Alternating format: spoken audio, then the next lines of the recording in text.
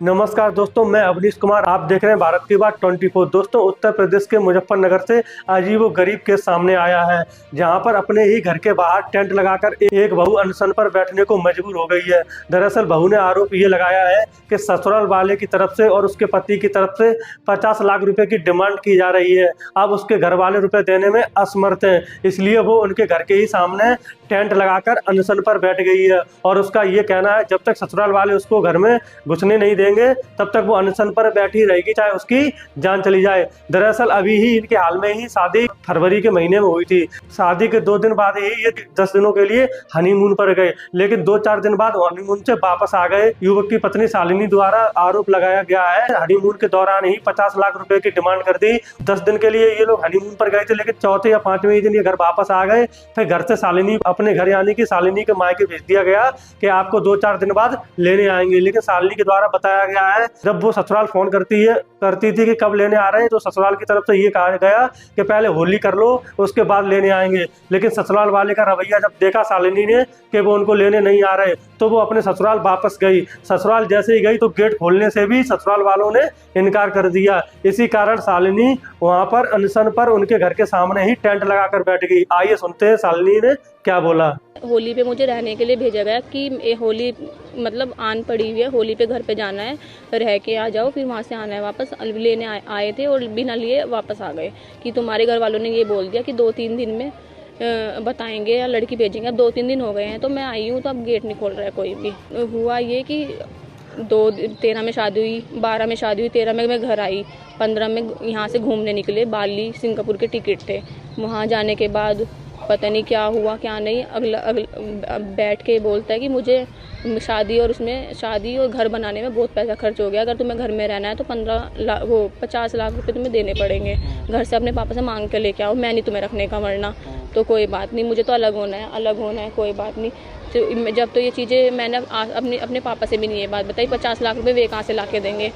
मैंने सोचा चलो चीज़ें ठीक हो जाएंगी। मैंने सॉरी माफ़ी सब चीज़ें बोल ली, फिर भी कोई मतलब नहीं है।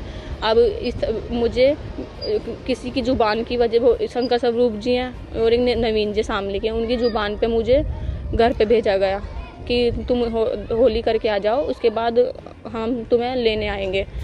उसके बाद से लेने आने में उठ के चले गए बिना बताए, और बस उसके बाद से अब मैं आई हूँ तो अब गेट ही नहीं खोल रहे हैं। अब ये महादेव को साक्षी मान के, मैंने तो मान सम्मान के साथ किया, तो मुझे तो घर में रहना है और क्या चीज़, कुछ भी नहीं, घर में रहने आई हूँ मैं तो अपने। पुलिस को आपने फ़ोन किया? पुलिस को मैंने नहीं किया, इन्होंने ही पुलिस को फ़ोन किया और ये कहा है कि बाहर बैठे तो बैठी रहने, तो मर थोड़ी ना जाएगी। और ये कहा है कि इसकी मरने की जिम्मेदारी कौन लेगा। और बस फिर पुलिस भी चली गई है 2 घंटे इंतजार करके, क्योंकि पुलिस को मैंने नहीं, उन्होंने बुलाया था। दोस्तों, आपने शालिनी का पक्ष सुन लिया, अब उसके पति प्रणव का कहना कुछ और ही है। आइए शालिनी के पति प्रणव ने क्या बोला सुनते हैं। शालिनी सिंघल जो A to Z में स्थित धरना देके बैठी है, उनके संबंध में आप सबके बीच में आया हूं अपनी बात रखने के लिए। मेरी शादी 12 फरवरी को शालिनी सिंघल से हुई थी।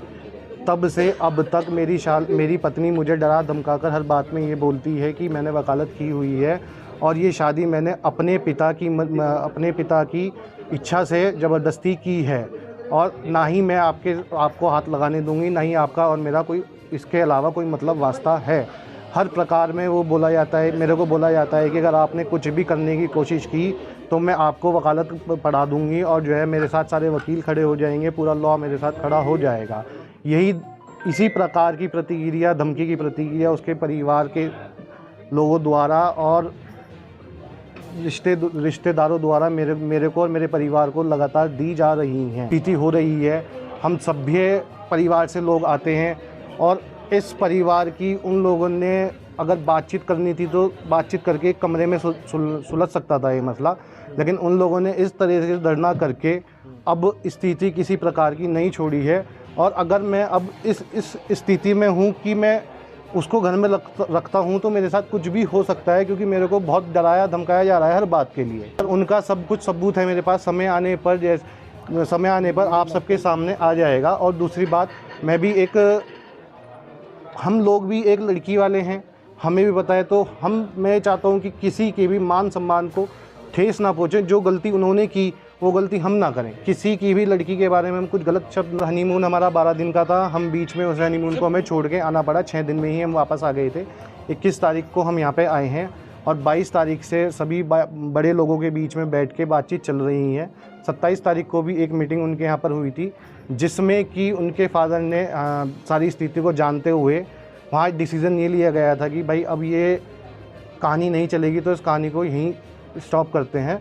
नहीं सर, अब इस स्थिति में मेरी कोई स्थिति नहीं है उनके साथ रहने की। रिसेंटली मैं आपको सबको पता है कि खतौली में और उसमें मेरठ में क्या हुआ है। मेरठ में ड्रम में मतलब लड़के को ड्रम में बंद कर दिया गया मारने के बाद, खतौली में कॉफ़ी में जहर मिला के पिलाया गया। दोस्तों, अब प्रणब भी अपनी पत्नी के साथ रहने के लिए मना कर रहा है। उसको डर है कि मेरठ में जो कांड हुआ था कहीं वो कांड उसके साथ भी ना हो जाए। दोस्तों, आपने दोनों लोगों की बात सुनी होगी। इस मुद्दे पर आपकी क्या राय है, कमेंट बॉक्स में कमेंट करके जरूर बताएं।